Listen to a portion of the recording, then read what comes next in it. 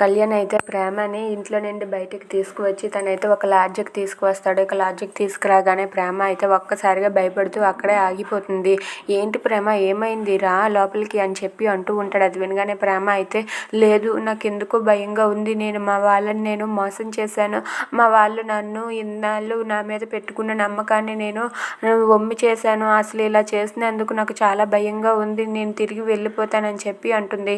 అది వినగానే అక్కడ ఉన్న కళ్యాణ్ అయితే సరేలే, నువ్వు నన్ను చంపేసి ఇక్కడి నుండి వెళ్ళిపో అని చెప్పి అంటాడు. అది వినగానే ప్రేమ ఒక్కసారిగా షాక్ అయిపోతుంది. ఇక ఏం చేయలేక వాళ్ళైతే లోపలికి వెళ్తారు. ఇంతలో అదే అదే లాడ్జ్లో ధీరజ్ వాళ్ళైతే రూమ్ తీసుకుని ఉంటారు. ఇక వాళ్ళ అమ్మని వదిన్ని ఒక రూమ్లో పడుకోమని ధీరజ్ అయితే బయటకు వచ్చి అలా తనైతే బెడ్షీట్ కప్పుకొని పడుకోబోతూ ఉంటాడు. ఇంతలో అక్కడికి కళ్యాణ్ వాళ్ళు వచ్చి రిసెప్షన్ దగ్గర ఒక రూమ్ అడుగుతారు.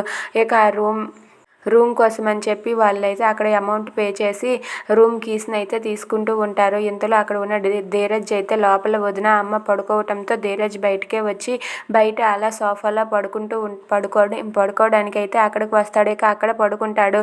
ఇంతలో అక్కడ ఉన్న కళ్యాణ్ అయితే రూమ్ కీస్ తీసుకొని అక్కడ ఉన్న ప్రేమని తీసుకుని రూమ్ దగ్గరికి అయితే వెళ్తూ ఉంటారు.